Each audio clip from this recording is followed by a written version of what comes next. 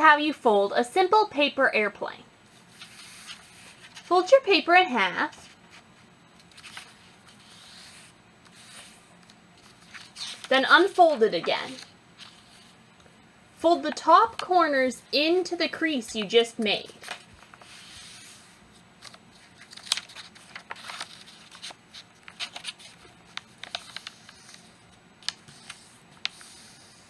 Then, fold in the corners again.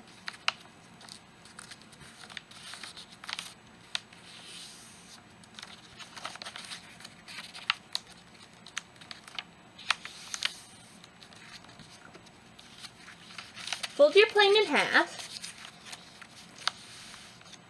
Then pull the edges down just a little bit.